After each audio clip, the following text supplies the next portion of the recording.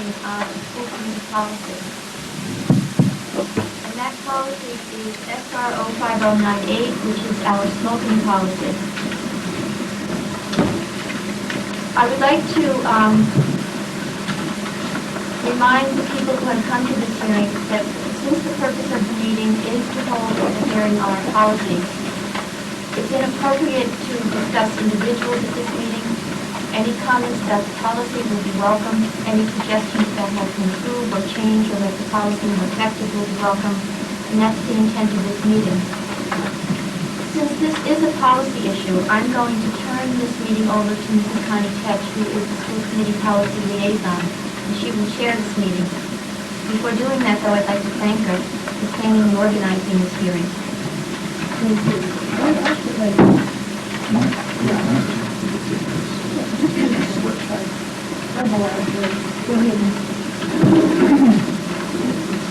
First of all, I want to thank you all for attending.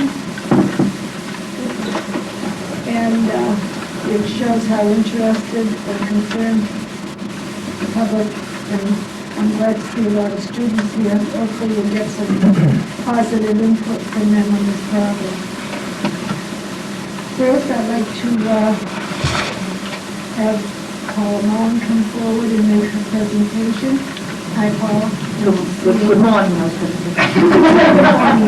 Good afternoon or evening. Paula is the principal at the Albany Middle School. No, we're going. Thank you. Okay, thank you. Mr. Wong just asked me to be here this evening to talk briefly about the smoking issue at the middle school. And one of our teachers, actually, Mrs. Green Biscotti, who's a math teacher, had her students in her class do a survey of smokers in grades 5 through 8 as she was teaching statistics. So she thought that was a project that the students would be interested in, and they were. So because she did this, I didn't do this, and we didn't do it as an administration, but because she did this, we have some very recent data on who smokes and who doesn't smoke at the Galvin Middle School. I'm going to just, again, very briefly go over this. Quite honestly, it's really not a big problem at the middle school, in that very, very rarely do we have anyone smoking, any student smoking in the building. We have not had one student this entire year, to my knowledge, and we all have pretty good noses, and we're always, going in and out of those bathrooms, and we have not smelled any smoke this year, so, in the building. But I did bring, like, some copies of this, so if you want to just distribute these, and again, I'll just very briefly.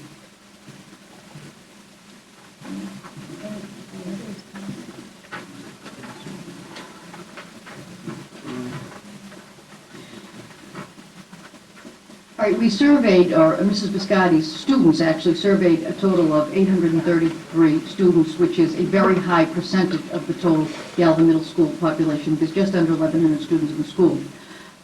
If you look at the smokers, male, female, again, 0% in 5th and 6th, 3% in the 7th, and it takes a significant jump in the 8th grade, where 18% of the students in the 8th grade said that they smoke. In terms of tried smoking, again, it's a larger percentage across the board. Chewing tobacco, again, they put in there because that was of interest in their project. I thought an interesting statistic was feeling pressured to smoke. And again, the older the kids got, it seemed like there was more pressure on them to try it anyway. The question around friends smoking was definitely higher. And again, an interesting statistic I thought was the question around family smoking. And that was very consistent across the board. About 67 to 68% of all the kids in the schools family smoke. So we thought that was kind of an interesting statistic. I think that the fact that students try smoking it happens. It's part of adolescence, but it's what we do with that. I think that's important. We take very strong steps, and students, I think, are very clear with that. Again, at the middle level, students tend to tell us. We'll have, if somebody tries, lights up a cigarette somewhere, anywhere, we usually have students actually report to us and tell us that that's gone on. And but I think that's classic middle school aged students. They're more apt to, report that because most of them, the vast majority, obviously, don't smoke. So that's, again, a very quick and very brief overview of what's going on in middle answer any questions afterwards. Okay? Thank you.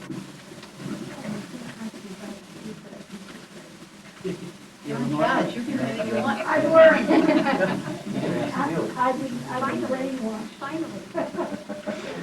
Oh, what I find interesting, and I'm sorry that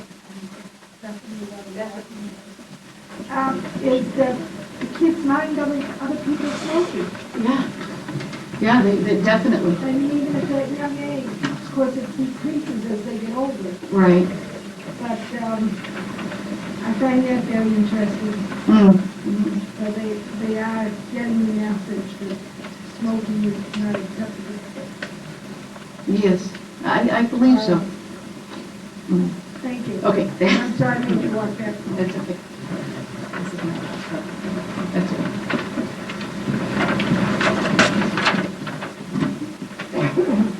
And now I'd like to ask Mr. Kaminsky, principal of the high school,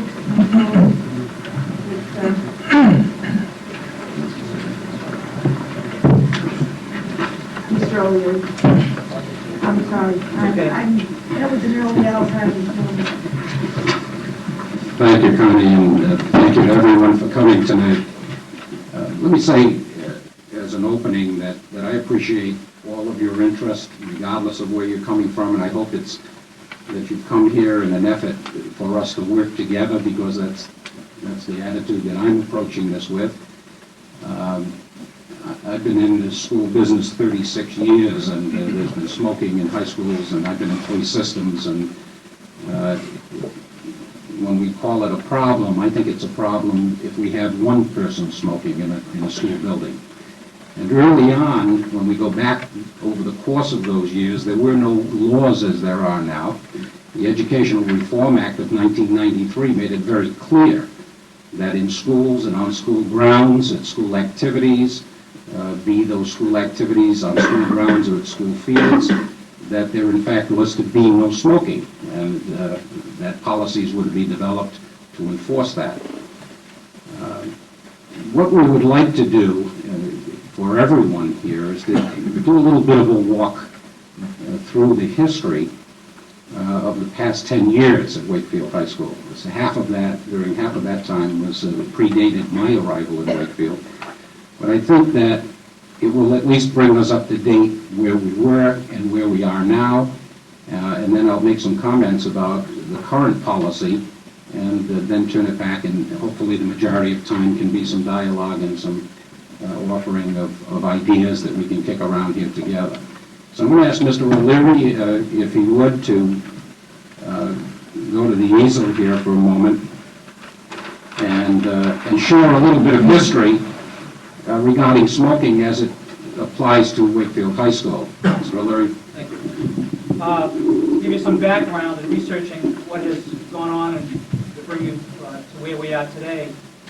In the 1987-88 student handbook, smoking was actually allowed here at Wakefield High School with the rear quadrangle of the school, right outside the doors out there. Nothing was written in the handbook of any penalty about concerning smoking in school. In 88-89, smoking was still allowed in the quadrangle outside of school, but for the first time, there was a penalty written in of only detention for the first and second offenses, with the third offense being a 2-day suspension. In 93-94, it comes to the Mass General laws and the banning of smoking here in school. And smoking was banned here at Wakefield High. It's in the handbook, and there was an automatic referral of all smokers to a tobacco education program, a class for smokers. Again, there was no other stated penalty in the 93-94 student handbook for kids who smoke.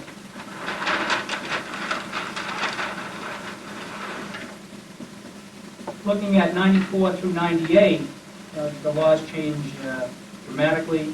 There was no smoking in school or on school grounds. The first offense, and this kind of coincides with Mr. Sperminsky's tenure here. The first offense got a student a 3-day suspension or a 1 alternative Saturday. As most of you know, we run a Saturday alternative detention program in lieu of a suspension in a way to alleviate the high number of students who would actually miss school. And it ends up saving thousands of days in terms of school days, education days, for your sons and daughters and the kids here by being able to offer that program. On a second offense, a student found smoking would be offered a 5-day suspension. Actually, the parents are offered the option, or 2 Saturdays here at Wakefield High School. The program runs from 7:30 a.m. to 12:30 p.m. On third or subsequent offense, smoking, there's a 5-day out-of-school suspension. They haven't learned it by then. It was put into place that they would lose the privilege of being here, and there was a mandatory attendance at a smoker's education program. In April of 1998, the town passed an ordinance banning smoking and putting in place a fine structure, which was implemented here at the high school and was implemented at the middle school. For the first offense, it was a $50 fine and attendance at a 4-hour smoker's education program. On the second offense, it went up to $75. Third offense was a $100 fine, and habitual smoker, someone who's stopped more than 3 times, a $100 fine and a 5-day out-of-school suspension. So as you see, the penalties did increase as the students were caught. Not for the numbers.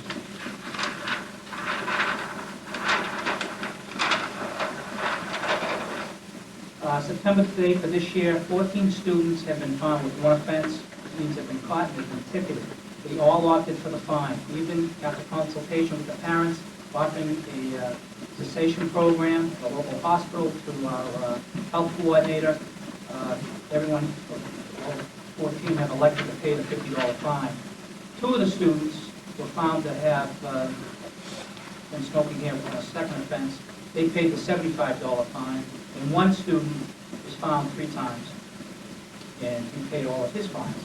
The third fine being $100. Out of all these students, only 1 student have elected, and 1 student has elected to attend the smoking cessation program. And that's where we are today.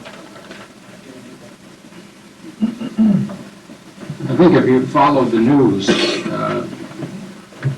I instituted the study because, in fact, there was a smoking problem in Wakefield High School, and that the penalties that the school council and the principal of the high school put in place when I arrived were not dealing effectively with it.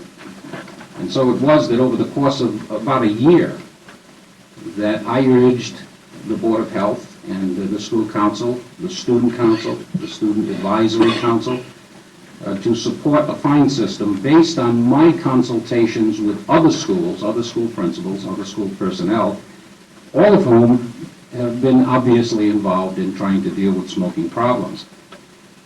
It appeared very clearly from the meetings that I attended and some of the seminars that Jane Farah, a member of our staff who's very close to and runs the smoking cessation education programs and our health program, that those schools that had in fact instituted fines did realize a cutback in the number of occasions of smoking in their schools.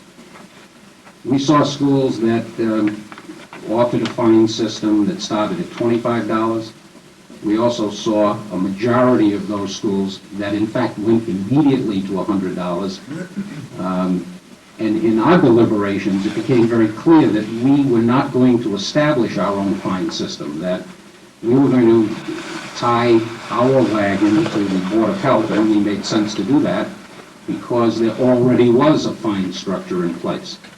And so it was, I went to the student council and I said to them, here is what the Board of Health has to offer, do you think that this will have any effect?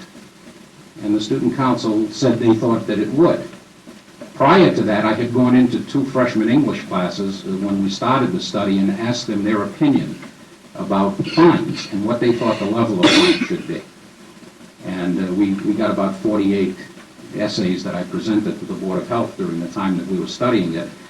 And there were probably better than 90% of the students felt that if we in fact went ahead and put a fine system in place, that would be a good thing to do. It certainly would be a good thing to try. Some of the communities that had $100 fines, when I talked with them about instituting a $50 fine, said to me, in my community, $50 doesn't mean anything to kids, it won't work. We had to go to $100. And so the message was, well, maybe there's a socioeconomic factor here, but the $50 initial fine seemed to be something that the students themselves felt would be helpful. And so it was that we started on a journey to try to put that in place in an effort to tighten up and to deal with the problem. Now, it's interesting that Dr. Mullen presents a statistic of 18% of 8th graders. I believe that that's probably very accurate and a job well done. I did a similar survey in my previous high school about 7 or 8 years ago, and at that time, 18.5% of high schoolers were smoking. But I'm here to tell you now that we, despite all of the education, despite everything we're trying to do, that the figure now for 18-year-olds is 27%. And so something, and we know that most students don't really start smoking when they walk in the doors of the high school, and I believe this is pretty close. 18% of the 8th graders in Galvin now who will enter this high school, that's almost 1 out of 5, will be smokers. And that number will continue to increase. And the statistics say that it's increasing more frequently with females than it is with males. And we can sit here and conjecture all we want to, but it has to do with weight control, it has to do with peer pressure, it has to do with lots of things that we try to deal with in a school situation. I'm sure that we're dealing with in the elementary school. I'm sure we're dealing with in the middle school, and I know we deal with it in health classes in the high school, and that we have in fact doubled our requirement in health in the high school by adding it into the junior year, as you know. But the junior year is too late. Smokers who are smokers by the time they're 17, as we've seen and as I've reported to you, it gets up to 1 out of 4 from less than 1 out of 5. So part of the solution, it seems to me, is that we need to reassess what we're doing from an educational standpoint, because it isn't working. It is, in fact, we are losing ground. Now again, whether or not that's attributable to the type of curricula that we're using, I think it's something that we can study and we should study and we should look at. Maybe we need to also look at the reasons why the kids are involved in smoking. 8th graders say they feel pressured. Maybe 9th graders feel pressured. I'm not so sure that 16, 17, and 18-year-olds feel pressured to smoke, and yet we still have an increase even there. So they're not beginning to smoke out of pressure. Identification, maybe. The group they travel with, absolutely. And I'm disappointed, quite frankly, to see that almost 70% of the parents who are the models for the students are setting this kind of an example. So we can break our neck every day in school, and if our 5 and 6 and 7 and 8-year-olds are going to go home and see mom and dad smoke, mom and dad are the models.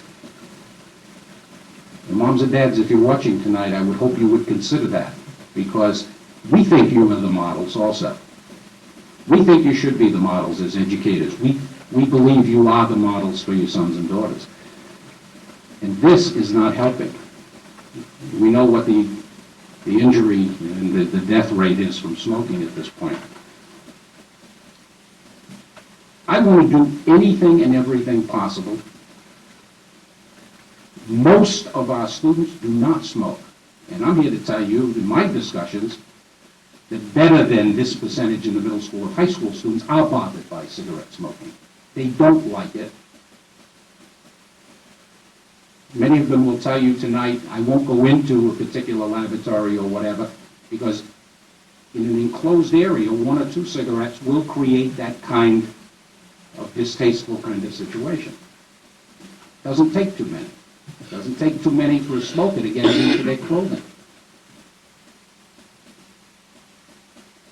Now, let me say this about the existing policy and what some of the reverberation and some of the problems with it have been.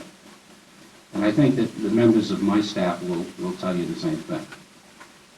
Any time that you put a penalty in place, the inventiveness of young people and old people alike, including people who drive their cars on 95, who don't see a state trooper, will in fact exceed the 55-mile-an-hour speed limit and do 65.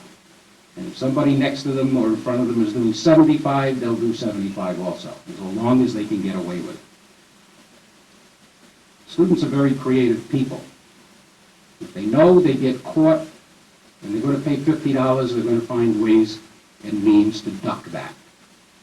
The policy says that they have to be seen, and this is a Board of Health policy, we remember, that we adopted and the school committee supported, that in fact, my faculty members and administrators must see the student with a cigarette, must see them inhaling or exhaling.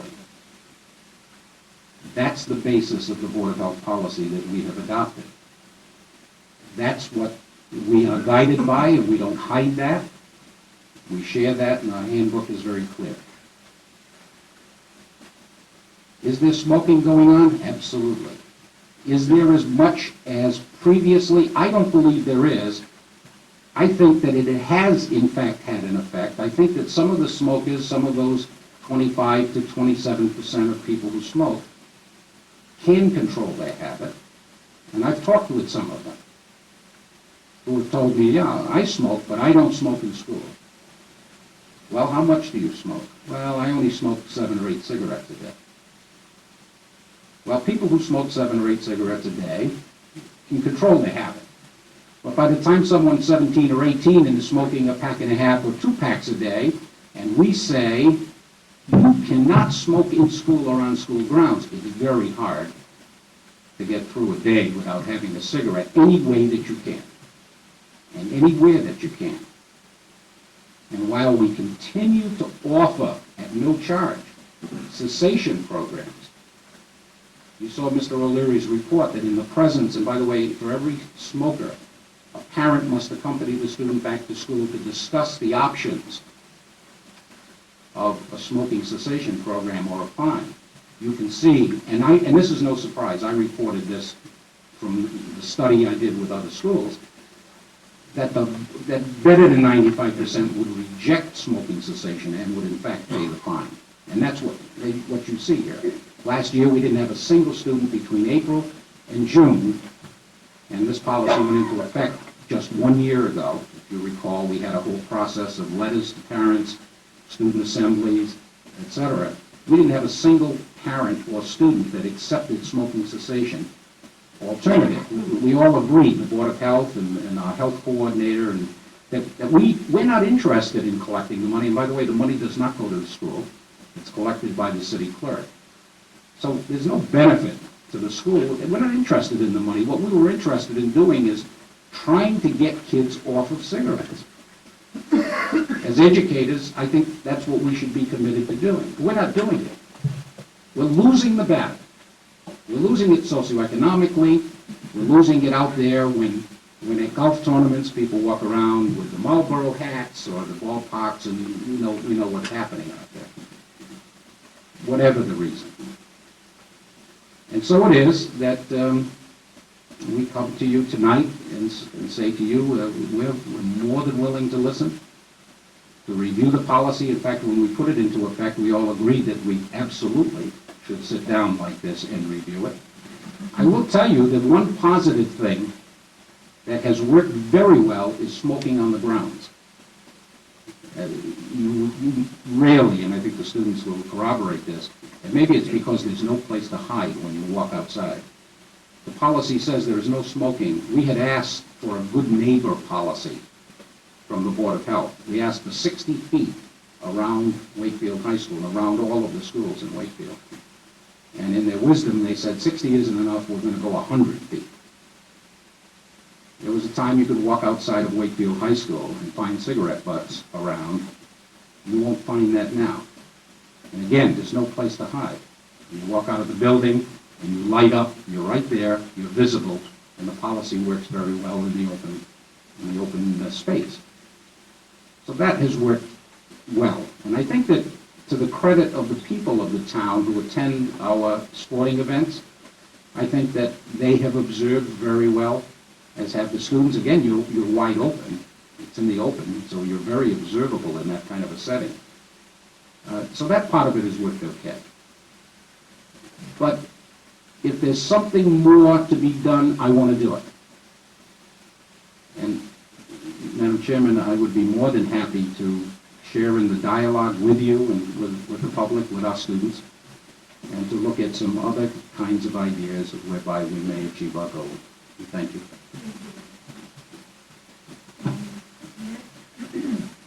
I'd like to welcome Denise and Pat Mel from the Board of Health.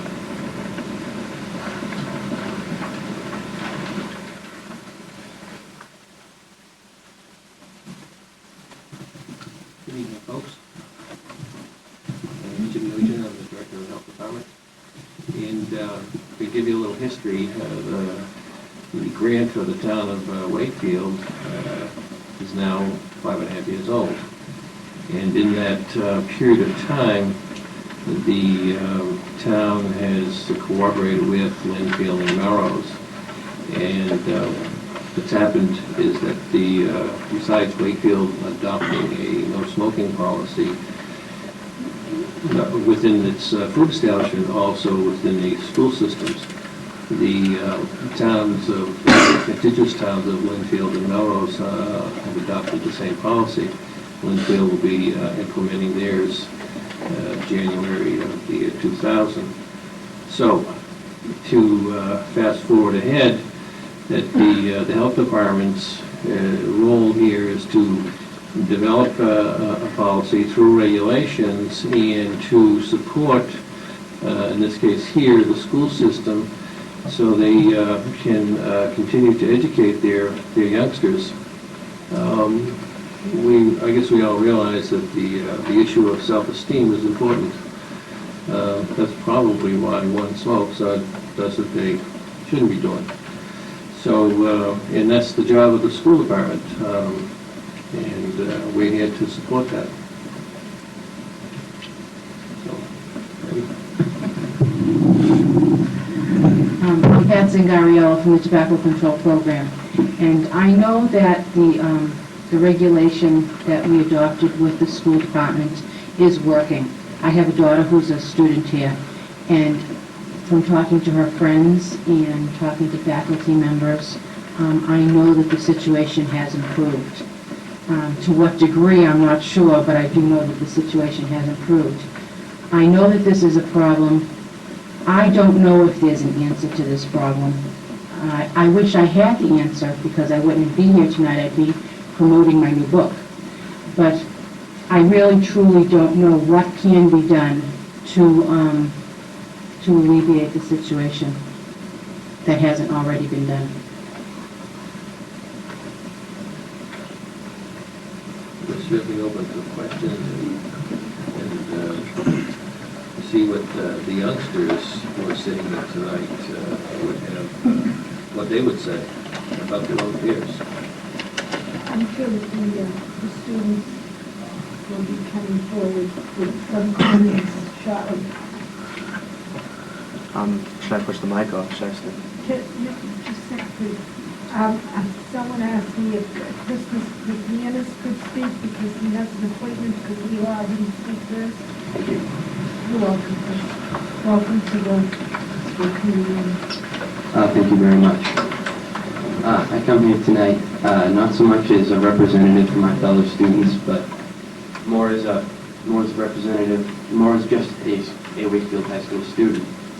And I myself have asthma, and I know the effects of going to this bathroom. And I think for anyone to say that this policy has had a noticeable improvement is simply looking for something that is not there. Granted, I'm only a sophomore, but I've seen really no visible change in conditions from the day I walked in the door to today. It's really changed absolutely very little. And now, as many people know, and I've been asked to avoid, we have reached a worst-case scenario. And I've talked to many of my friends and many other people, and we feel the problem with this policy, the one we have now, is it lacks constancy. Bathrooms are only checked between classes. Teachers are asked to do the checking, and often teachers can't make it. You know, whether they be dealing with the student, they have business they have to attend to. But for a policy that's so rigid as to force some person to be caught inhaling or exhale, asking current staff members to do so along with their other duties is proving inadequate. And to be honest with you, I'm surprised there have been 14 people caught total. And it bothers me to know that you know, as an asthmatic, it's being so weakly enforced as only 14 people being caught in the course of the day. An average student can see 15 or 16 kids doing it. Solutions that have been offered before this committee before make a lot of sense, and there have been no actions made on them, and that's very unfortunate. The ideas of bathroom monitors and the ideas of smoke detectors are two ideas that can be very much built upon, and if used in conjunction with the current policy, could have a great deal of effect.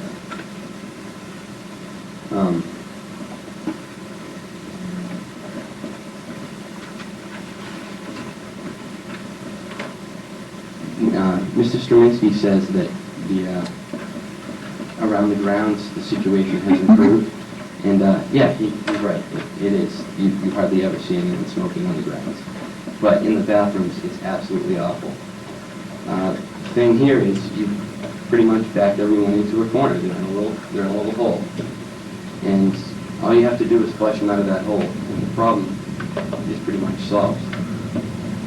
If we can figure out how to control such a small percentage of the schools, which has been made even smaller by the fact that many bathrooms remain closed during the day, forcing students to use facilities which are increasingly filthy and are inadequate with basic needs of one would use a bathroom for. The cigarette stains on the seats, you know, the literal cloud when you walk in. Basically, it's unacceptable not to be able to go to the bathroom when you need to. On the policy of monitors and detectors, if a monitor was in place, if we had someone there full time to see, if you feel the necessity to close all the bathrooms, then you have to keep the monitors open and clean. And to do that, you need a monitor of some sort, whether electronic or human. And if you had a monitor there, not only would the fear of smoking heightened because you've got someone literally breathing down your neck waiting to see if you are, but the amount of apprehensions, I guess you would call it, that could be made would drastically increase. And that's going right back to the constancy thing. Basically, what we have now, it just doesn't work. You know, it has its good parts and it has its bad. And it is a tough problem, absolutely. But it has now been made an urgent problem. And with everybody knows what's hanging in the balance. And it is indeed quite urgent. Because we're, as students, having lost one of our own, we feel very much under the gun to have something done about this and have it done quickly. And speaking for the student body, we're also very disappointed that this meeting was not convened on January 15th as opposed to today. We've been waiting quite a while for this meeting. So, in conclusion, if funding is the problem that is keeping this problem from being solved, then we simply ask that you come to us. Because I speak for myself and I speak for a few people over there, that if you need the money, we'll get it. And if I personally have to knock on every door in Wakefield to get Andy Brown back into school and to be able to go to the bathroom without having to breathe through a cloud. And that's what I'll do. Thank you very much.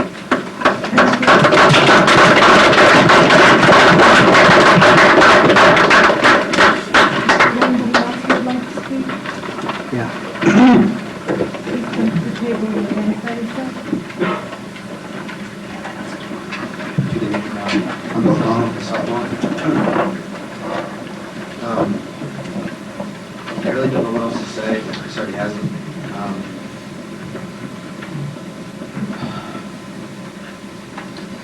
The school is really,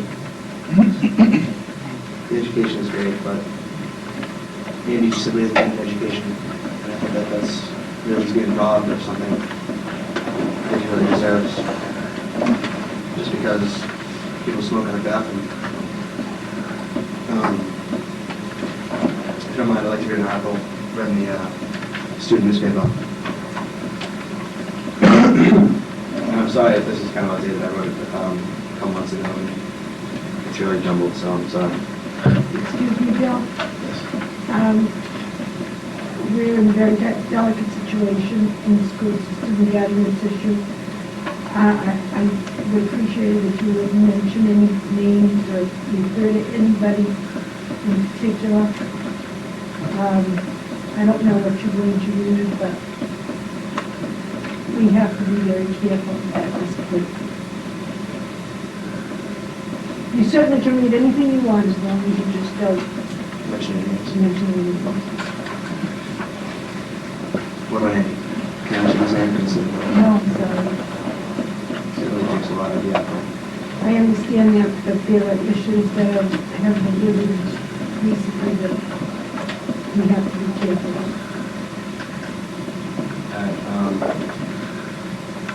One thing that I want to say is, another issue that Mr. Winsky pointed out about parents being bad role models, and I do somewhat agree with what he said, that the parents do have a profound impact, the most impact they have on their children. But younger children don't understand the consequences of smoking, but at the same time they aren't exposed to it. I mean, 5th, 6th, and 7th graders, I mean, they're barely exposed to cigarettes in the first place. And with the older kids, they do understand the consequences. And yes, they are presented with cigarettes sometimes, but they see their parents and their grandparents diagnosed with blood cancer and dying right before their eyes. And older kids, they're not that, they wouldn't let it get to them that bad about their parents. And I don't think parents are fully to blame about this. I do agree that they do have they have a giant role having to do with it, but older kids understand the consequences of it, and they are discouraged when they're exposed to it. And, I just think the younger children that are shown in the survey really do understand that anyways. I really don't know what else to say. Besides, I can't read my article now.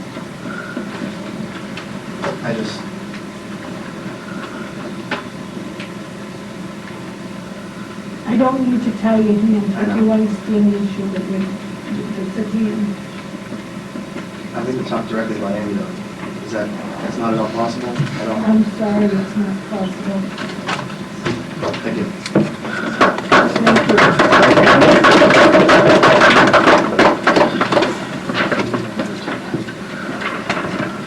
Anybody else would like to say something? Please step forward.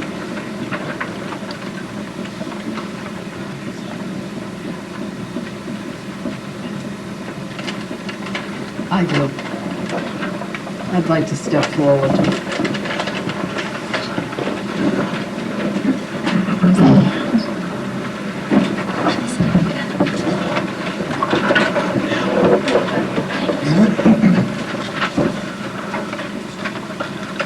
My name's Ann Brown. I'm Andy Brown's mother. I have a letter here to read to you from Andy that he wrote this afternoon. April 6, 1999. I am surprised considering the impact that the smoking problem in the high school has had on my life, that the smoking forum is being held in the Voking Library. You, as a committee, are well aware of the fact that I cannot go there. I don't know whether this was insensitive or more likely deliberate. My question to you is when or if you are planning to do something real to address and enforce your smoking problem. I miss going to my classes, doing my studies, and participating in my sporting events and all social activities. I am behind in my schoolwork, unable to be on the track team for it interferes with my tutoring, and I miss both the sophomore hop plus the spring fling.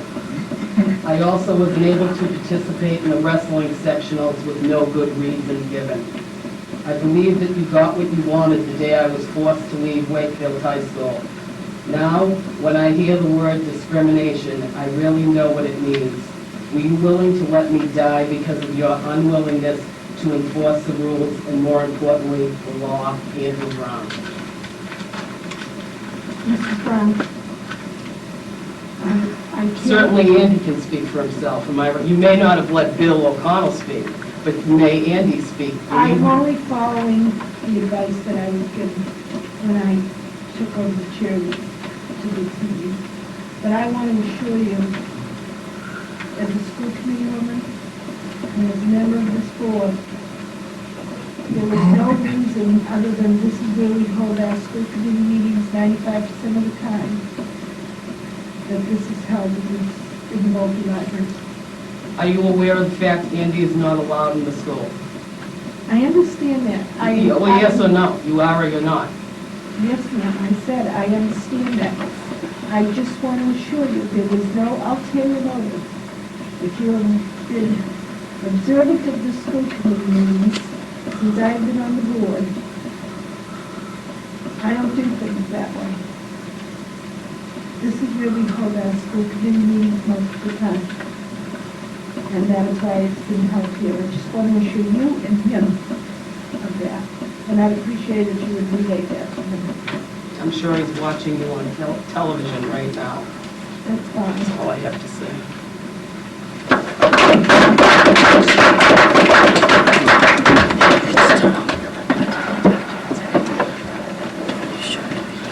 Is there anybody who'd like to say anything else? Certainly. Good evening. Good evening. I'd like to commend Mr. Kaminsky for an excellent presentation. I think he has a very good handle on the situation. I understand there's a problem. Excuse me, sir, would you please identify yourself? Oh, Dennis Clark. I understand there's a problem with an asthmatic here in high school, and they certainly have their rights. And when you pass a law saying that people can't smoke in school, I mean, that just doesn't automatically end smoking. I mean, it's a horribly addictive drug. I mean, it's more addictive than heroin or cocaine or anything. And it's been a perpetual problem. I mean, I remember Eisenhower was president when I was in high school, and there was a problem then. There was a problem when Kennedy was president. And they eventually, came to pass here in Wakefield. They said, all right, I mean, we're not going to do like the Turks did and cut their lips off. I mean, that didn't even work. We'll let you smoke outside. That's what was adopted in my high school. And it's not an ideal situation, but you now have a law saying that you can't smoke on grounds at all. So now the students are smoking in the upstairs bathroom. I think on the third floor, that's the big problem area.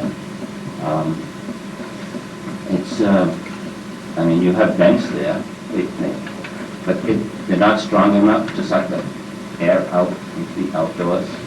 I mean, that's a remedial situation, fixing the vents. And the real problem is that kids are smoking, and more kids are smoking all the time.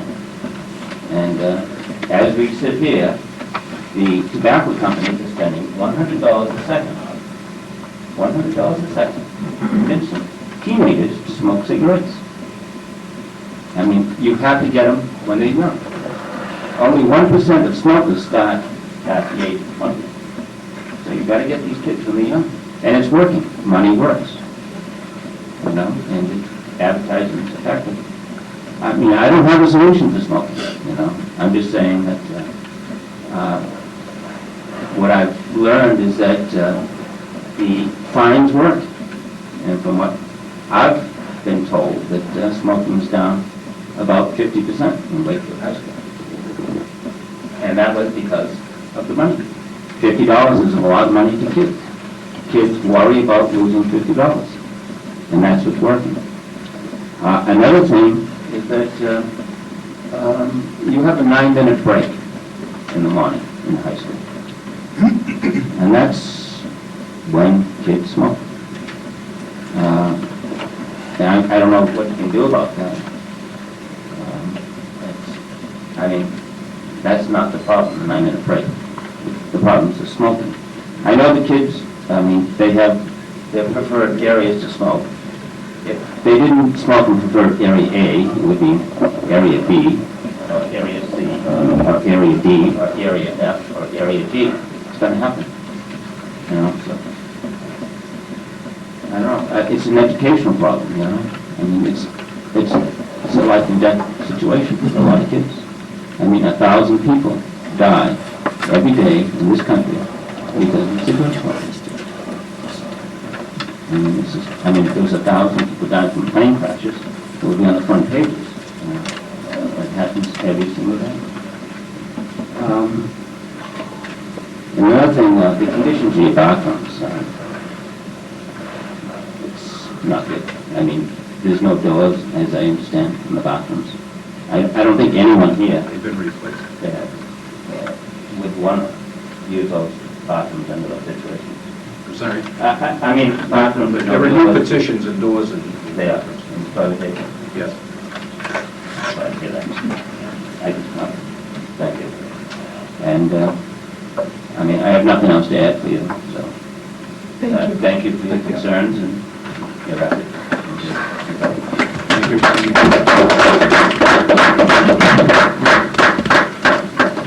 Yes, Mr. Klein. A couple of issues struck me as the discussions went on.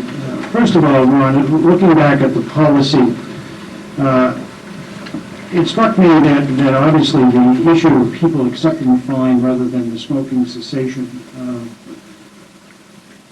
would it be, have you thought about the issue of the fine and the smoking cessation as opposed to one or the other? That's question one. Question two, how much consideration to increasing the fines? Will that make any difference?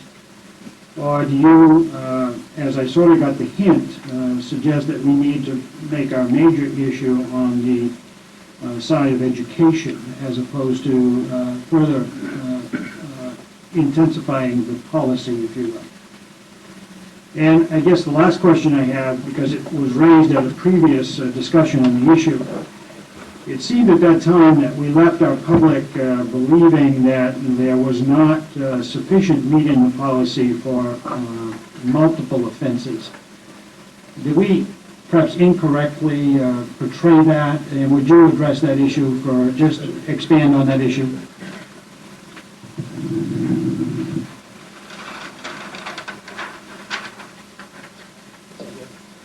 On habitual offenders, still a $100 fine and a 5-day out-of-school suspension. So after the third, there are still penalties and consequences for smoking here in the high school. I think the impression the last time was that it was just at the third offense, and then there was nothing. And so the committee was concerned about, did we need to do more with habitual offenders? But that is in the current policy, and so we don't necessarily need to do more with that unless we need to do more with the whole policy. You are correct, Mr. Holmes. I left that impression with the committee.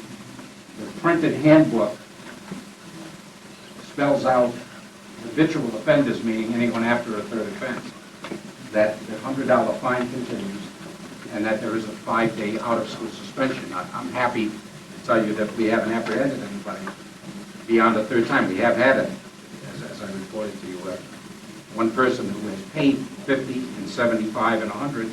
I think when it gets to that point, you've got somebody who either just, as I described that addicted person. What I did say to you was that when we get into the habitual area, there may be a time when I'm going to have to come to you and say, we can't control this person, and I'm going to need some help to remove him from this school altogether. And that's what I did say at that meeting. But I think it may have left the impression there was no penalty in the handbook after the third offense. You're quite right. A couple additional questions I think might be useful to the public. How many bathrooms in the high school? Approximately 18. On a given time, the code enforcement officer would insist that how many be open? All of the, Oh. Speaking to the issue of monitoring, certainly if it were human monitors, we would be talking then about 18, either teacher aide, teacher assistant, or adult supervisors, or student supervisors. That's the magnitude of this issue in that sense. So there's 18 each, so there's really 36. Okay, 18, 9 each. There was a case in New Hampshire when I was superintendent up there where a principal did take it upon himself to put camera surveillance in the bathrooms, and it was quickly challenged by the ACLU, and of course they were removed quite promptly through court litigation. So it would be interesting, the issue of electronic, I'd like to explore that. I think one of the students suggested some sort of electronic supervision. Certainly camera supervision has been ruled illegal. Other kinds of electronic smoke detectors, that sort of thing, maybe that's something that we need to pursue further.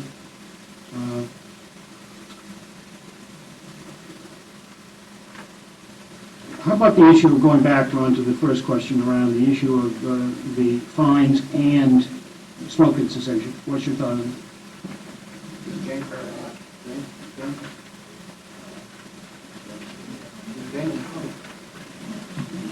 So we'll put Jane on the spot. I'd like to, Jane has many more years of experience with the cessation program. I'm not passing it down with her, I'd be happy to address it with her, but I'd like to involve her in that discussion and our experience with it. Why don't we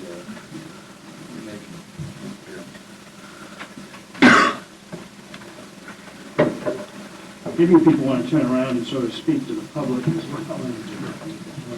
No, so that's fine.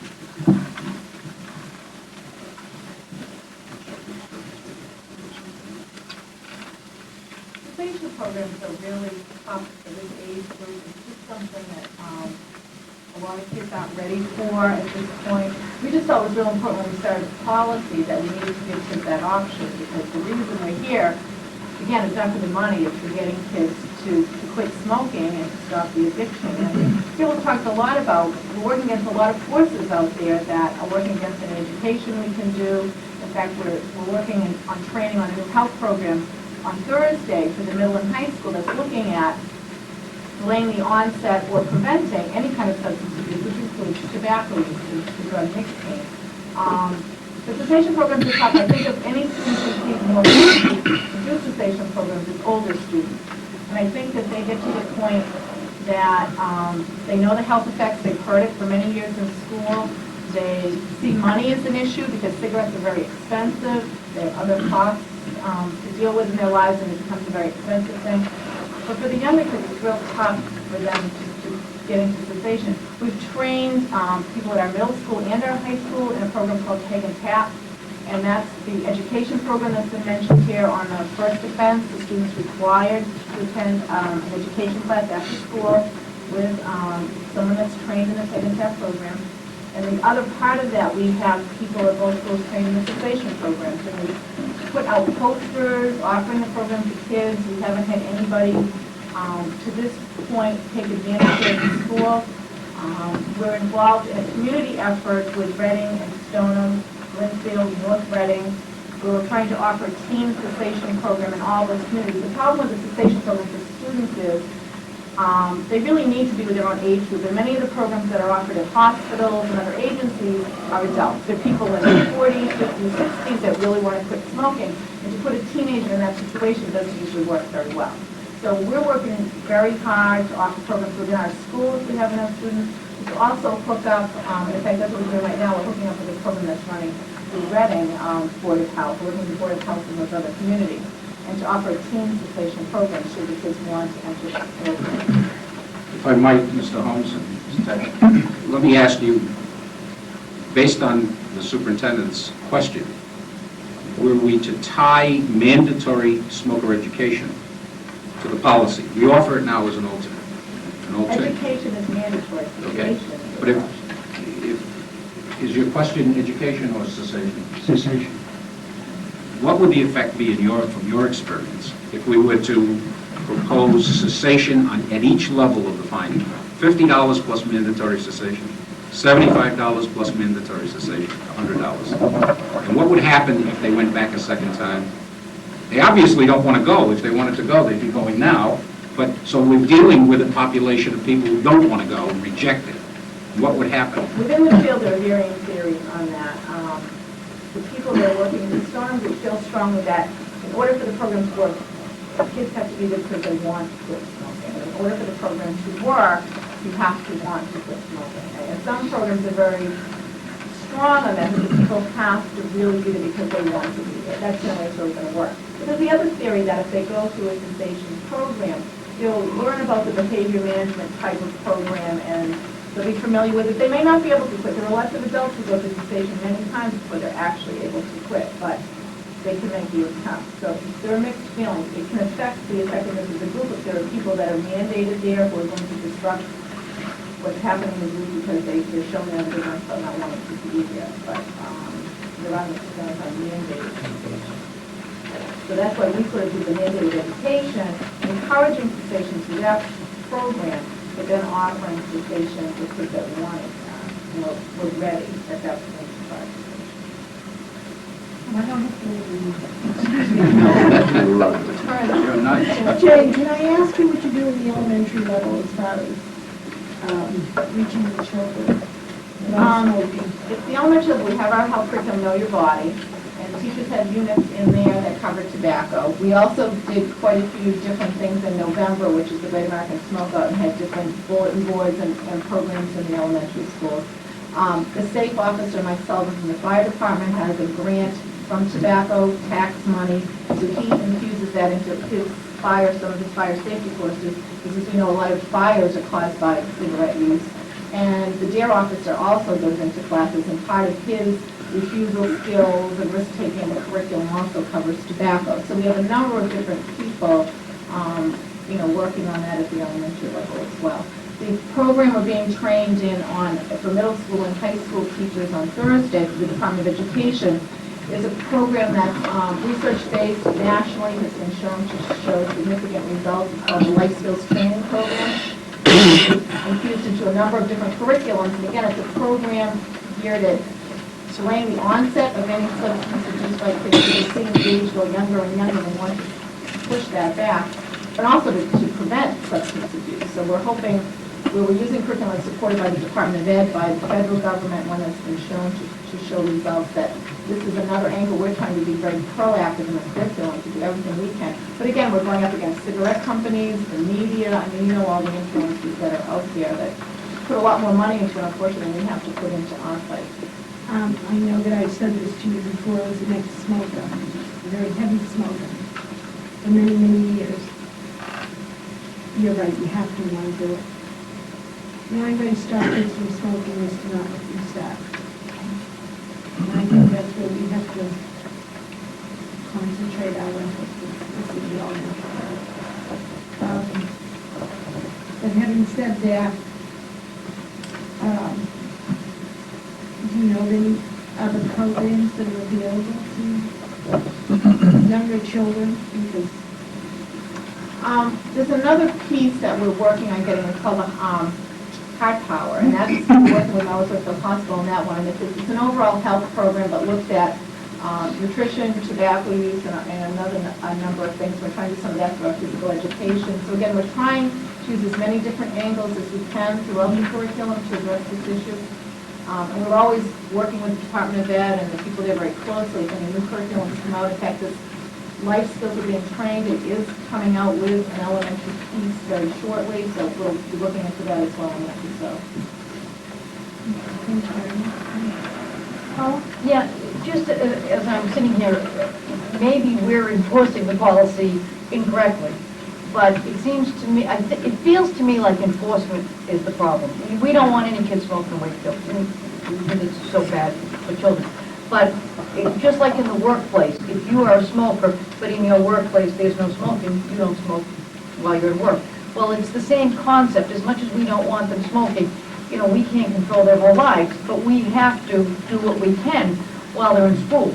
And it seems to me, as I listen, that if the only way that you can find a student is if you either see them with a cigarette in their mouth or exhaling, that feels like a problem to me. And I guess my question would be, because that's not what we do, and maybe I'm doing it wrong, but if a student has a cigarette in their hand, that's illegal. I mean, or if the student has a cigarette in their pocketbook, or cigarettes in school with them, in their locker. You know, to me, if you can only enforce the policy if the smoke is coming out of the student's mouth, then you're right, you're never going to catch them because they're clever, you know, those that want to. Again, maybe that seems a little simplistic, but if a student has a cigarette in their hand, whether you see it in their mouth or not, clearly, to me, that person is smoking. It's in their hand. Well, the original intent was possession is in it. Possession does not fall under the fine, but possession falls under having them attend a mandatory education class, or any other suspension or dismissal. So for possession, you are suspending and An education would not. and I misunderstood that. I thought, I think, John. John? I agree with Dr. Mullen. I think what she was alluding to is that we have to separate not smoking versus not smoking in school. I don't think it's wrong. You know, there's all kinds of state surveys, there's national surveys, there's state grants, national grants to prevent anybody from not smoking. Like, I forget the gentleman's name who said, you know, they've got money, the cigarette companies, and they're using and it's working. But our obligation here is to stop it here, in this school, in the schools all Wakefield. Before I make a statement, I wanted to more or less clear up the misconception. And Paul, maybe you can answer this. Where it says families smoke close to 70%, I'm assuming that includes nephews, nieces, brothers, sisters, etc. I don't want, Mrs. Smith, you probably inadvertently said parents, and one of the students repeated it. I don't want the community to think that we're sending out a statement based on school survey that 70% of the parents spoke, because I doubt that's happening out there. What is it called? it's his family members. So does that mean could be brother Could be or brother, sister? or sister, could I be just don't uncle want if they lived in the house, you yeah. know. So, and then the student repeated it, but I don't want the message getting out to say that we're shifting more or less the blame on parents, because I don't think 70% of the parents smoke. And also, you made the comment, Mr. Swinsky, that we're losing the smoking campaign. I think we are here, but I don't think we are as a nation, because everything I've read, smoking's down. Huh? In older people, but it's on the increase, on the younger people. And that's, I've done some of my own surveying, and I'd like to hear some input from students.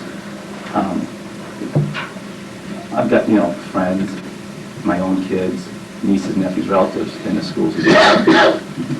But I think we need to ask ourselves, as the school board, superintendent, administration, faculty, why is it that the smokiest bathroom in this school is the one directly across from the deputy superintendent's office, the one in the main corridor of administration, the one right across from the cafeteria? In my opinion, the reason why students smoke in these bathrooms is because they know they can get away with it. The reason they can get away with it is because they know no adult's going to come into these bathrooms, but not as often. We, as everybody educated board, need to take the certainty away. We need to take it away from them. We have a responsibility, an obligation to supply an education for every child in the system, regardless of its physical or mental condition. And I'm not going to say we struck out, but we're doing the best we can. And later, I'd like to, and we're right, some of the students saying there's no enforcement. And I said this earlier, and I'll say it again. There's not enough teeth, there's not enough muscle in the policy. I do have an idea, and I'm going to make a motion for us to vote on in just a little while. And Ron, I'm glad to hear you say that if there's anything else we can do, you're glad to do it. Because later when I make the motion, I think hopefully we'll begin to put a little more teeth into the program.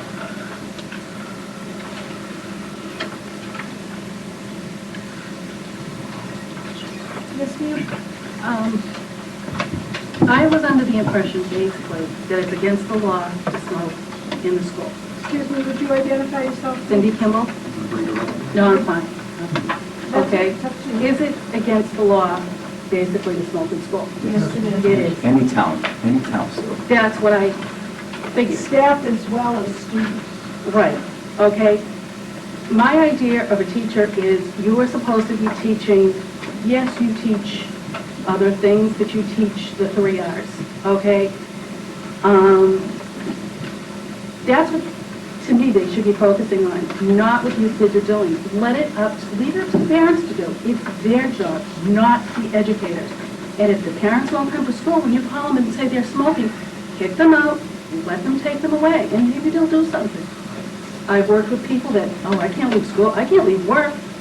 That's your kid. You take responsibility for your kid. And true, there's a lot of things that your kids do that you can't stop them from doing. But maybe make them aware. I would bet that most of the kids that are smoking, their parents don't smoke. I came from a family with 2 parents that smoked 10 cartons of cigarettes every 2 weeks. My brother and I have never touched a cigarette. Every kid that both my kids have hung around with, if they smoked, their parents don't smoke. And if their parents smoke, they don't. Let the parents start taking responsibility for these kids. Okay, let the people control their own children, and if they don't want to do it, then kick them out, put them in jail for a day. But you're denying a kid an education for 14, 17 kids? That's ridiculous. I would say the majority of the kids don't smoke, they don't like it. I had a senior last year, luckily we lived close. We knew you left the door unlocked at 2 o'clock and you left the pathway to the bathroom empty, because there's no way he would ever use the bathroom in the school because of a cloud of smoke. It's time to send it back to the parents and not, teachers should be teaching. And at this age, these kids are smoking because they want to smoke. They know the dangers of it. They know more than we ever did, okay?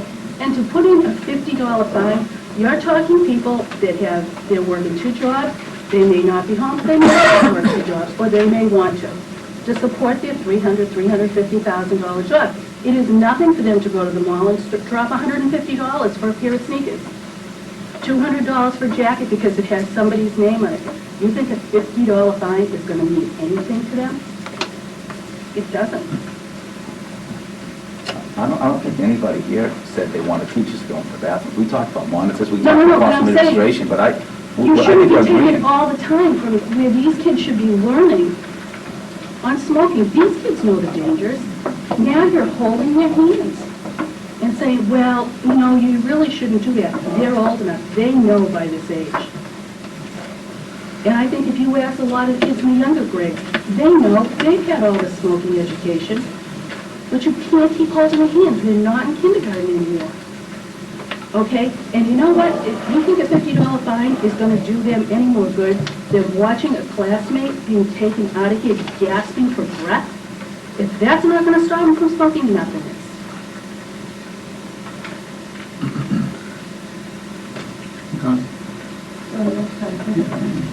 Several years ago, I went to a forum through Project Adolescence, which is a Middlesex County collaborative of the District Attorney's Office with the Social Welfare Department, with the police chiefs, the fire chiefs, the school principals, and the superintendents, with the health coordinators in the school districts. A very effective organization. And it focused on the issue of smoking and reported some fairly interesting statistics around the success of, in fact, sending young people into the stores where cigarettes could be purchased, and seeing to what extent the clerks were allowing the purchase of cigarettes by underage students. Again, trying to deal with the issue of at the source. And certainly those efforts, much like the raids on many of the liquor stores, where they were really checking the issue of age, seem to be having some success. Pat, do you or Jim have any update of how that activity is going? I haven't heard anything for a couple of years now. You mean on compliance Yeah. checks? I think the compliance checks are up and down in Wakefield. I have times when I have 100% compliance and times when I have 75% compliance. There's no rhyme or reason to it. I try to use different age groups. I try to use, boys and girls, separate them, let them go in together. I've tried all kinds of things. I've done Saturdays, Monday holidays. I just never know. I do find in Wakefield, there are several merchants that have been fined in Wakefield. And, Can I say something about that? Compliance checks really don't have anything to do about it because kids will always find an 18-year-old willing to buy somebody for cigarettes being their children. Compliance checks really could have absolutely nothing to do with it. I mean, of course, they do, but I mean, kids will always find somebody to buy for them. Certainly, in the last several years, too, there have been major attempts to remove vending machines, that access of young people to the purchasing of cigarettes. But that's not, vending machines are not a problem in Wakefield. And teenagers that I have talked to that do smoke and that I've asked them, where do you get your cigarette from? Most of them get it from home or from older friends. They don't get it from going in the store. Joe, we have to hear that? Yes, I've been here 30 years. Actually, I don't try it anyplace else. And believe it or not, the smoking situation in the high school is better now than it ever was, from my practical experience. But when I was on the school council when this matter came before the council, and I objected to just the fine because simply I didn't think that there was a possibility to rehabilitate people. And I think as a result of it, through consensus, we arrived at this inclusion of the cessation program. But since that time, I've had the opportunity to rethink it. Cessation obviously doesn't work because they don't want to do it, but it might be more appropriate to change the policy to include 4 hours of community service in a ward where people are suffering from emphysema or something of that nature. Have them visit a hospital just to see what people have to face if they do persist. It's a great idea, but how do you enforce that? If it becomes part of the policy, then you do it. Or you throw them out of school, expel them, because it seems that's the way you're heading, and it's breaking the law. How can we count this breaking the law? I love the policies we're keeping, but we can't even enforce the policy that not smoking labs. How are we going to enforce them falling into a hospital? If they don't do it, you expel them.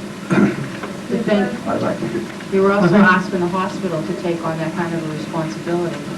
That's true. Obviously you have to do some negotiations, but, I mean, if, a cessation program won't get it. When Mr. Stravinsky suggested the cessation program to the school council, we thought that was great for entirely different reasons. I thought that, and the parents and faculty people who were serving at the time thought it would be a good idea for students to meet people who are 30, 40, and 50 years old who wanted to quit. And we thought that some interaction with them and find out, why do you want to quit when you're 30 and you're 40 and you're 50, would hit home with them to have them, help them save their time, save their 15 years, 20 years, or 30 years before they get to that age.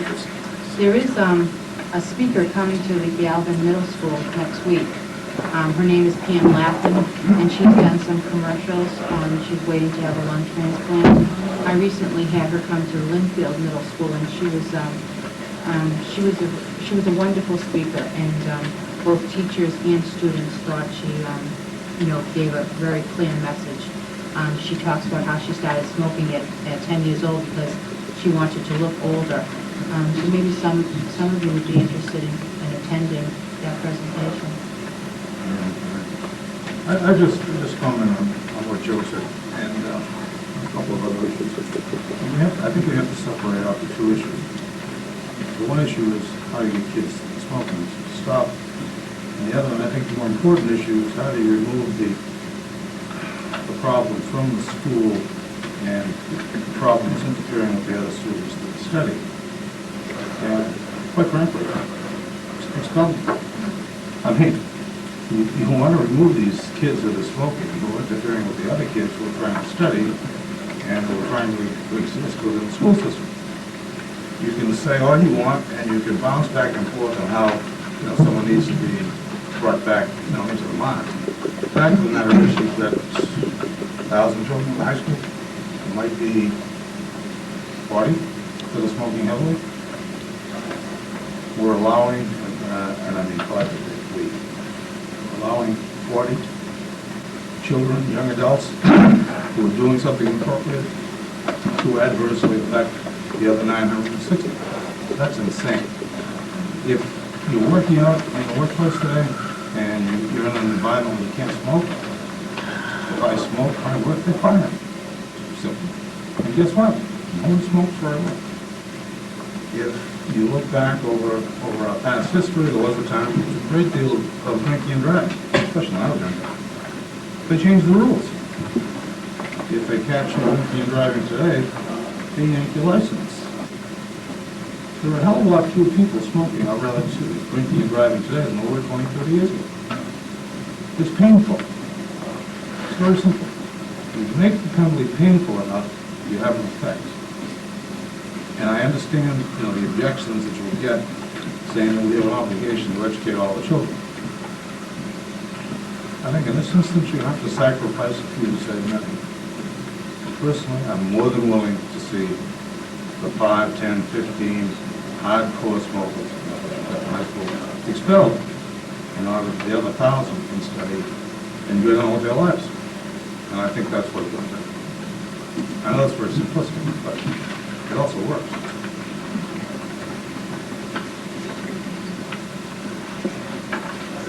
Anybody else with anything to volunteer?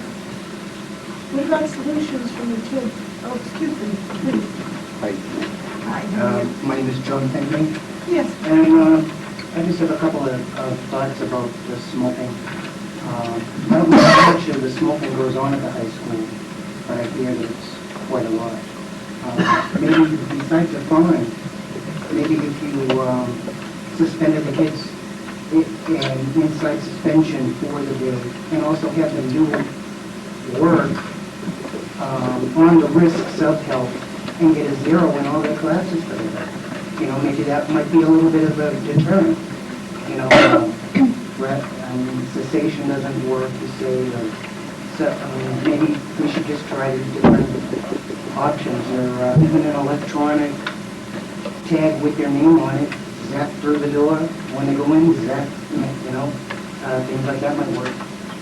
I don't know. I agree with you. I think the children should do things in school, help the custodians, and let them be seen by their peers. Right, I don't think they should, they're not gonna get a message, we'll send them home, they'll just have a day off.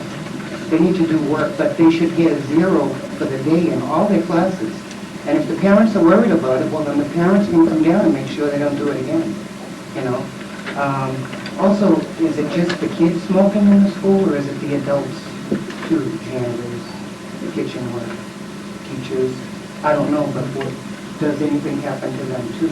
Well, I believe in fairness and equity, and I think that if anybody is smoking in the schools, they all should receive the same penalties. Right, if the kids are going to get a 0 for the day, I think if an adult is caught, they should get 0 pay for the day, But make more of a deterrent. When I was in junior high, if I was caught smoking in the bathroom, suspend. And I worked in the principal's office all day, and I got a 0 for the day. Well, I didn't smoke in school. I do smoke, I smoke now. But I didn't smoke in school because that's what would happen.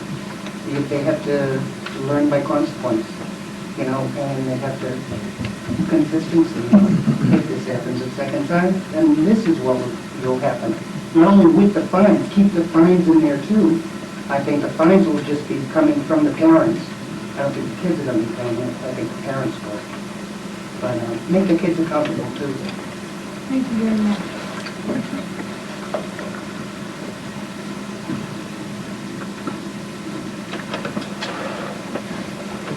Now, I think it's time for the school committee to try this out and see what we want to do or what we're going to do.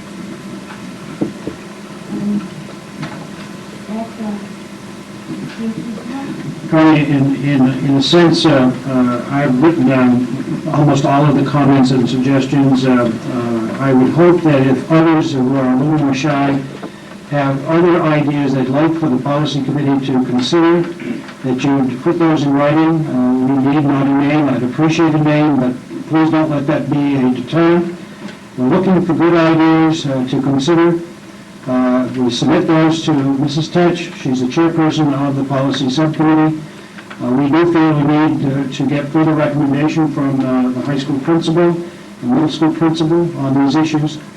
Make recommendations to the policy subcommittee, and then have the policy subcommittee make recommendations to the full school committee for change in the policy. I think we all understand that there is need on the policy side.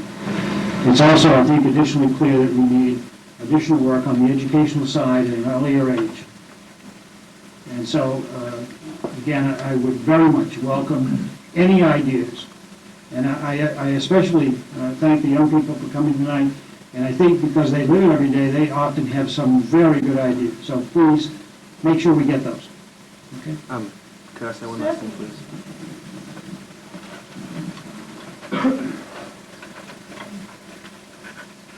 And, I apologize if I'm repetitive or whatnot, but I think from a different perspective, it can be seen very differently. To children nowadays, fines are nothing. I mean, hundreds and hundreds of dollars. Either their parents will give it to them, and they have jobs, and fines really add up to pennies. Cessation classes and tobacco education programs mean absolutely nothing. They have to sit there and nod their heads, watch a couple movies, and take a test and they'll read it. And it's not that hard to even fake that, and as soon as it's done, they'll go outside and smoke a cigarette. What I think as a student at Wakefield High School, what it all comes down to is really enforcement, which hasn't been done, and child's lives are in the balance, and child's futures are in the balance. And because it's not enforced, a child's education is being ripped out of his head, and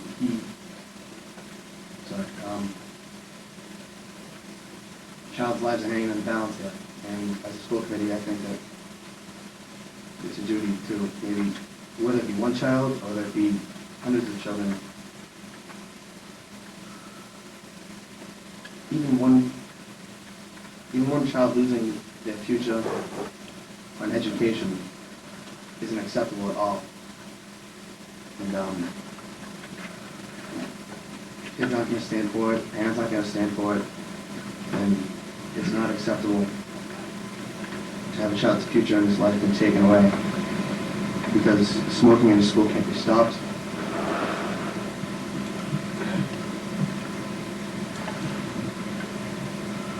You're doing a good job, Ken.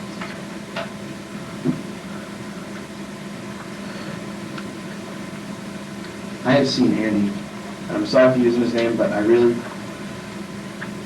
seen him sit at his house and not be able to attend sophomore dances and attend the moments of his life. It's just not right to deny him his life.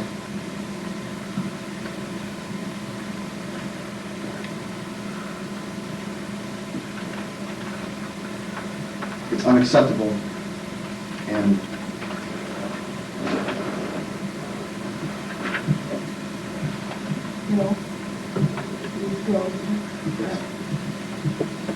I think we all understand where you're coming from. We are all concerned with the Andy as you are. And we will do the best we can. Do any of the students that are here have any kind of suggestions that would help us to come to any kind of understanding of how we can stop it? we do understand how harsh of a situation it is. We do understand that it can be incredibly difficult to control this kind of problem in high school. And as students, we should know what to do. I mean, we're around this every day, and we should offer some suggestions, but we don't. And it's not our job. Well, No, it isn't your it's not job. our job to come up with suggestions to help our school like that. And it's not up to us.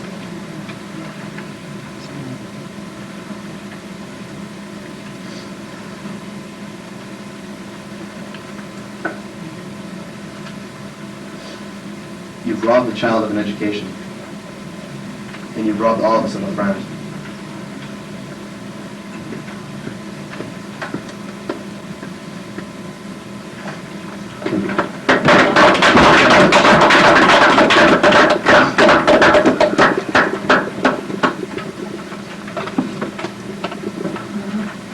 Does anybody have anything else that they'd like to say? Board members?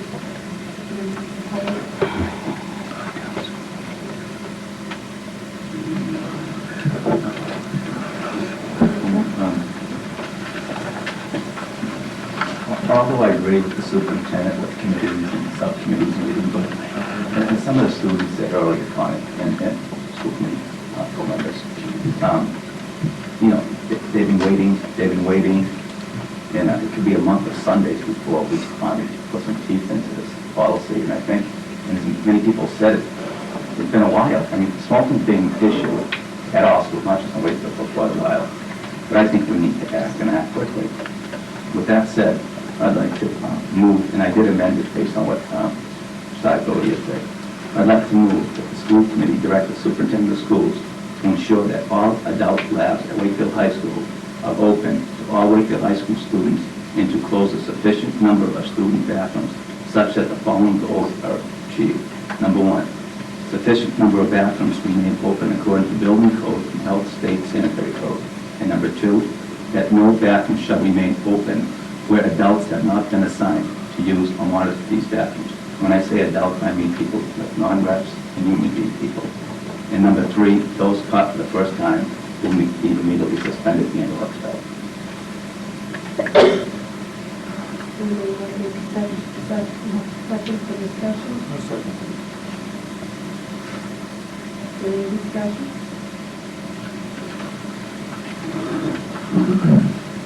There's no reason why this has to take a week of Sundays. We have a policy liaison whose job is policy. Policy can be drafted and before the full school committee in a week, a matter of a very few weeks. I think it would be unwise to act precipitously tonight and pass your motion, although I understand the intent behind your motion, and I fully agree with the committee that this action needs to be taken soon. I think it would be precipitous to vote on that motion tonight.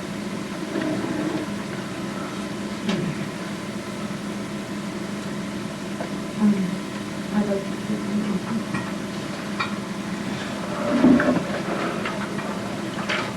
I discussed with Mr. Holmes several options that I thought were feasible to eliminate this problem a few months ago. And part of the reason this was so long in coming was because I had problems keeping dates, and I apologize for that. I believe that the staff should use the same restrooms as the students. Because I think that when Mr. Holmes, we discussed this, and you said to me, you tell them, if I remember correctly. And that's right. I believe that if the restrooms were opened so that staff as well as students used them, the students would never know when someone was going to come in. And it would curtail, I think, some of the problem. I also suggested that we take the doors off of the restrooms. You cannot see what's going on in the restrooms, but if a cigarette is lit, certainly the odor of tobacco would immediately come out into the hallway. I think that smoke alarms should be put into the bathroom. And I believe that fines should be increased, and I believe that suspension should be more immediate. And these were two things that I disagreed with in the beginning, and I've been proven wrong. I don't know, I personally feel that I need to, the superintendents, within 2 weeks, come back with a policy that we will act on at that time. We have a motion on the floor. I asked Mr. Wallace if he could just explain a little bit more to me before you vote on the motion, what functionally I would do to implement the policy. Does it mean that if the code enforcement officer insists that all 18 bathrooms be open, that they be monitored all the time students are in school, that I find, I'm not sure what it means functionally. What it means is, I guess the bottom line is I'm trying to remove the uncertainty that the children have now that once they continue choosing to smoke. And the only way we're going to do it is by introducing the element of surprise. Now, I don't know the state and or the local code coming back and you need to leave open. But what I'm suggesting is remove the certainty that they have now that they continue to smoke, because in my opinion, they know they can get away with it. So what I'm saying is leave open up the adult bathrooms, administration, adult bathrooms for the children, close sufficient amount of bathrooms for the children, as long as you meet the codes of both the state and the health and state sanitary code. And then for you to assign administration to monitor certain bathrooms based on wherever they are. And does that mean that administration would be fully assigned to those bathrooms all day? No, it means you use the bathrooms. Okay. You use the bathrooms and or by using them in essence monitoring the bathrooms. Okay. And you catch them once, and I remember the number 3, and I like size Ms. Bowley's suggestion is immediate expulsion and or suspension.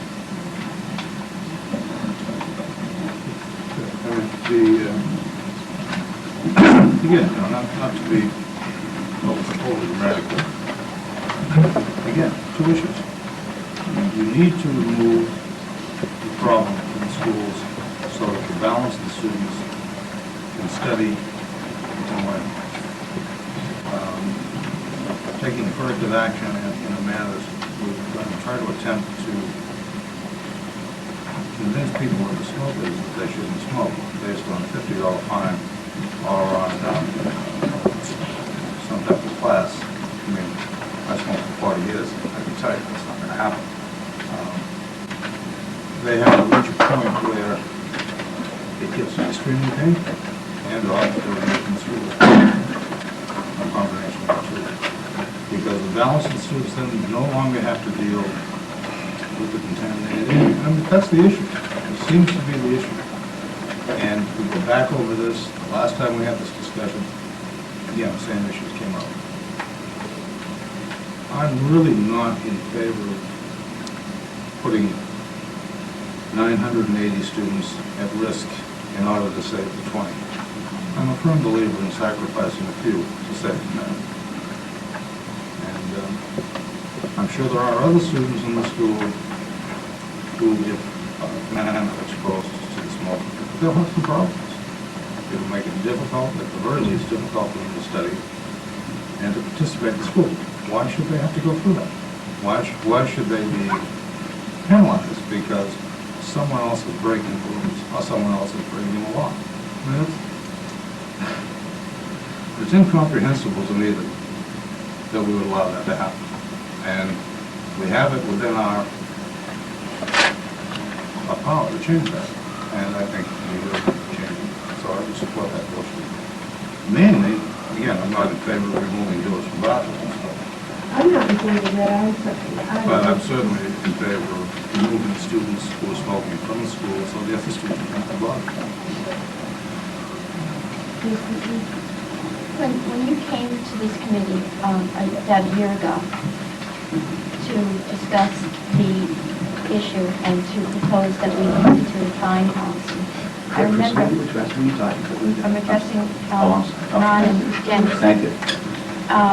I remember very well that meeting, and I remember that you came to us, and one of the arguments that you used with a school committee that I recall being very reluctant to institute a fine policy was that you had come to us with this because we had exhausted other possibilities, and we were really at a situation that called for some drastic measures. And you presented the fining system as a drastic measure, and that we had come to that because we really had tried other things that had failed, and this was maybe the only option available. Well, a year later, it seems that we have tried that option, and that option has not worked as well as we hoped it would. And I think that we are at a time to look at a policy that maybe is a more drastic measure. And I'm not opposed to that. I'm not opposed to a policy that really is a serious policy with a very strong consequence. What I am opposed to is acting tonight precipitously. And I think that the proposal that you outlined, John, has several flaws in it. One of which addresses the issue that the students raised about constancy. I don't see how that policy would have any kind of constancy that would be a deterrent to the students. So I'm reluctant to act tonight on that motion because I don't think it would solve the problem. What I would like to urge tonight is that we develop a policy that is a strong policy, that has serious consequences, and I'm not opposed to considering expulsion as a serious consequence, but I would like that policy to be drafted, to be brought before the school committee, and to be debated publicly and to be voted on. And I think we can do that in a very short time. May I address the committee? Absolutely. I have a couple of suggestions. The first is that the policy, based on my knowledge of the codes, would be unacceptable to the building inspector, John. By closing down student labs and opening up adult labs, you are reducing the number of available urinals, etc., which are required by code.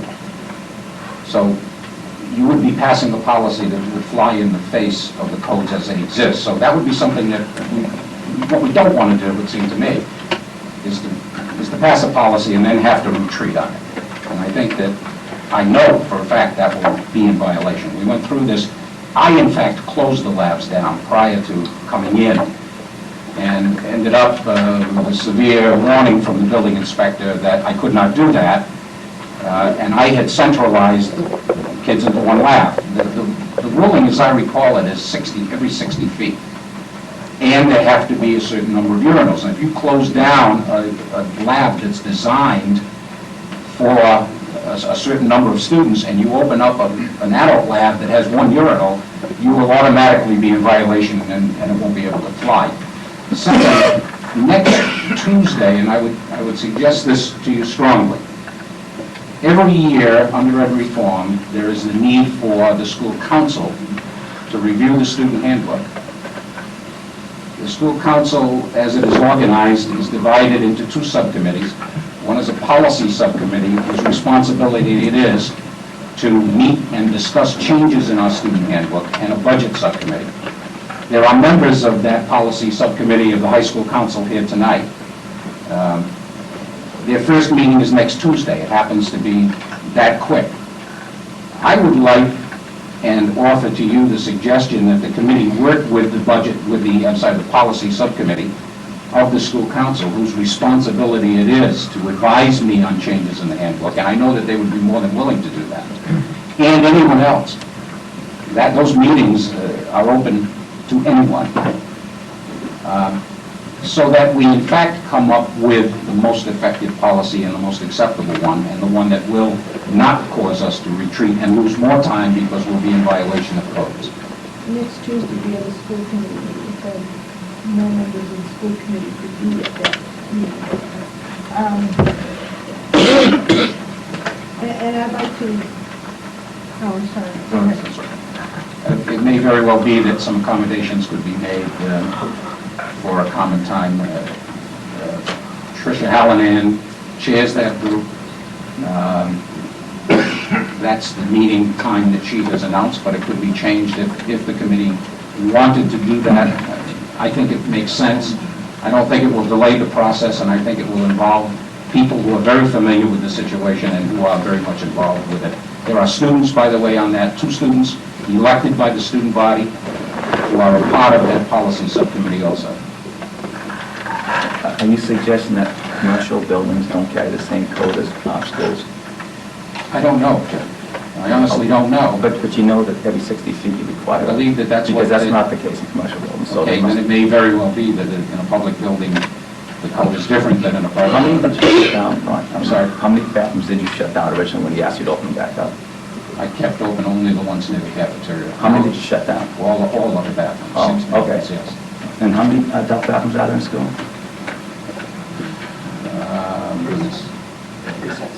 Three sets. Okay, so just to repeat, you closed down all of them except a handful, and he asked you to open them back up. And I'm asking you to open up. I'm sorry? He told me. Oh, okay, he told you to open asked up. me to. So how many did you close up? All? I mean, how many? I closed them all.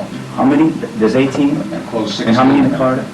You closed 16 bathrooms? Okay. And all I was We also, suggesting, suggestion is to close, open enough adult bathrooms, which if there's 3, 4, however many there are, open them up, and just close down those which are in building and health state sanitary codes. Now, I doubt closing down 13 or 14 is within code.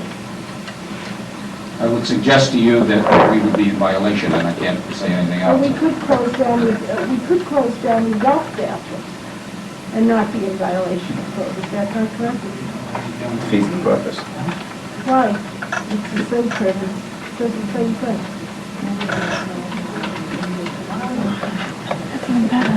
The motion clearly says that as long as it's sufficient and within health, you change everything within, so.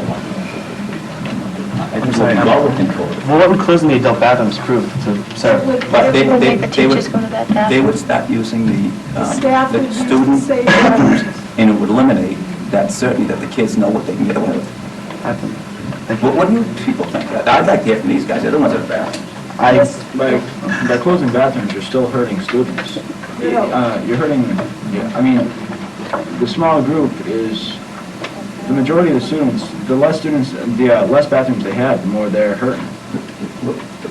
The motion was if we closed 3 student bathrooms, we'd open 3 adult bathrooms.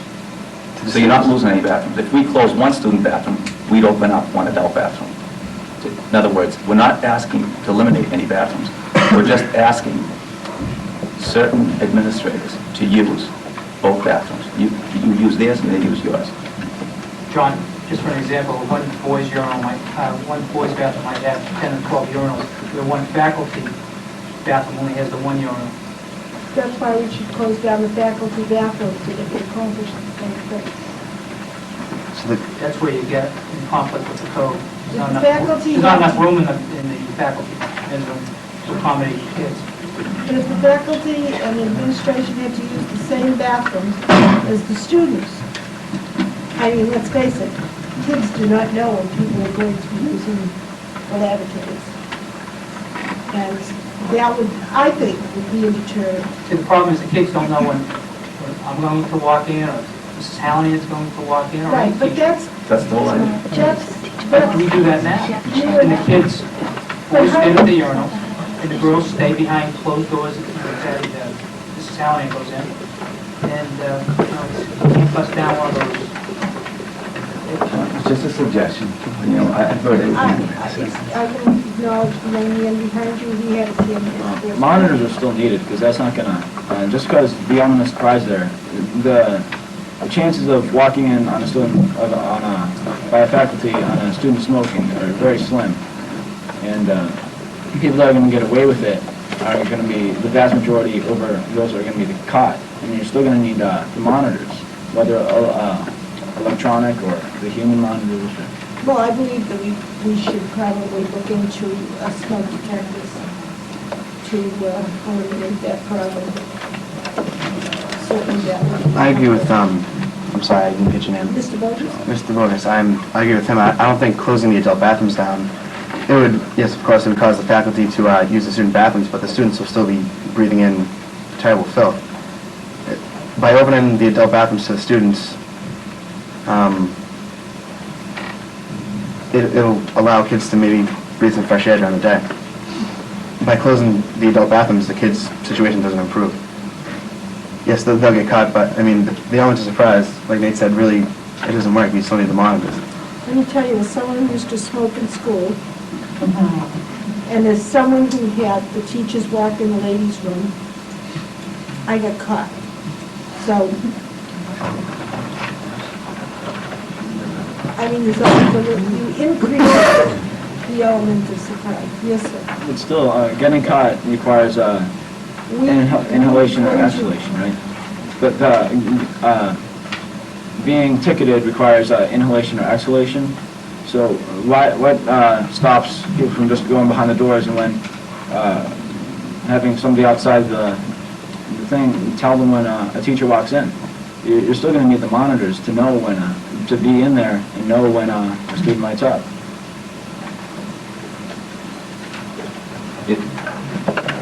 How do you guys feel about suspension for the first time? Now, those 14 people, kids caught, wouldn't have paid the second and third offense. They'd have been suspended. John, can we differentiate, when you made the motion initially, you talked about suspension. And the second time you talked about it, you talked about expulsion. They're very different. No, Ron, I got it written down right here. I think I said suspension and or expulsion. Yeah, I think that's what I said. That's not definitive policy. Are you suggesting that these 14 would no longer be at Wakefield High School then, under your policy? No, I'd change that. I do want to make my own motion to say suspension. I suggest again that we refer this all to the policy liaison, who comes back with a well-thought-out written policy for the school committee to read, to debate, and to vote on. I think this is not the way to set policy. You in fact have a policy, an on-setting policy that insists on first and second reading for that very purpose. So I really ask, and I don't think anyone here is of the opinion we don't need to strengthen the policy. I really think there's a clear message here tonight that we need to work on that, and yet do it in such a way as the school council has input, further input from the students to the council, or through the student advisory committees to the school committee, through additional work, trying to make sure that the wording will stand a legal test, because it will be tested, you can be sure, and that we do it right, and make sure that the benefits that we seek are the ones that we run into the policy. No, my question was answered. I would like to ask that, and with all that you're doing, that you extend the penalty to include being seen carrying a pack of cigarettes in the school, or a lighter, something that would have no business being here, if not for the use of doing something the children aren't supposed to be doing, just as if you stop carrying something else that would be illegal, like a bottle of beer or drugs. Good question. Can I ask, Ron, if a child under 18 had a pack of cigarettes, could you confiscate those as illegal? So you can do that? Yes. You can confiscate them, Yes. can we give them to the child? We have something in our handbook that covers that. It's the drug and smoking education. Can you take away the light pens? The what? The light pens, the little light pens? Absolutely. That's on the list for the school council to add in. You're talking about the little laser pens. If anything that's in that handbook. I don't know the lingo. It's like laser pens. Laser pens. That is on the list for the school council to look at for the revision. That's one of the electronic things that's not allowed in school. You're talking about postponing again, let the policy first check into it. How much longer is it going to go? Can I say to you that we have a policy on the books? We have a procedure that we have to go by. Okay. And we have to... That's 2 school committee meetings. We have to draft the policy, read the policy, discuss it, and make any changes, and then vote on it the following meeting. And it will be done. My question is, how soon will it be done? I mean, like, and I realize that there were other things that came along that it couldn't happen back in January, but now we're in April. Is this going to go back now until June? It's a great question, if I might, Connie. I think, again, it is added, there is an added complication because there's an election of a new majority of a school board taking place in 2 weeks from Tuesday. And so what this committee might do and the next committee might not do or undo So we're in a very difficult time frame. But I'd like to say to you that I would make personally as superintendent a commitment to have this issue resolved within 6 weeks. And I know you think that's a long time, but in terms of having to have 2 meetings, I think the new committee is the one that's really going to have to accept the recommendation from the policy committee. Mrs. Tetch will be on the new committee.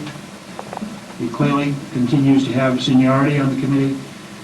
I think she can carry that ball to the new committee when it organizes, and then the second meeting to have a new policy adopted, and that will give time for all the input we need. So I would ask that you consider that, taking that little additional time, and I know you're frustrated with time, but to make sure this policy is well-written and defendable for the long term.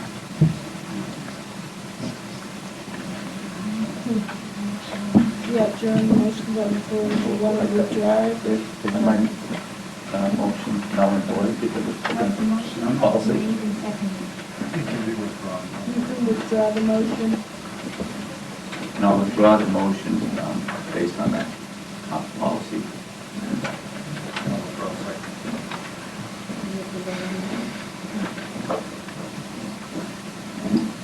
So the commitment is that you can return. No, we'll, Superintendent and I mean,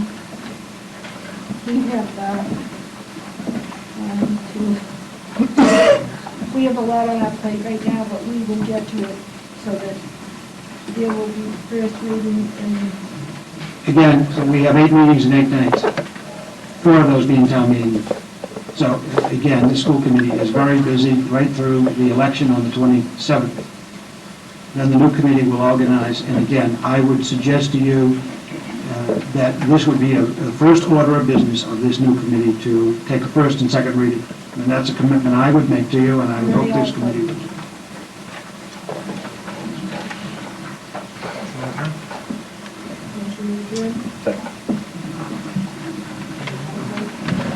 Thank you. thank you very much.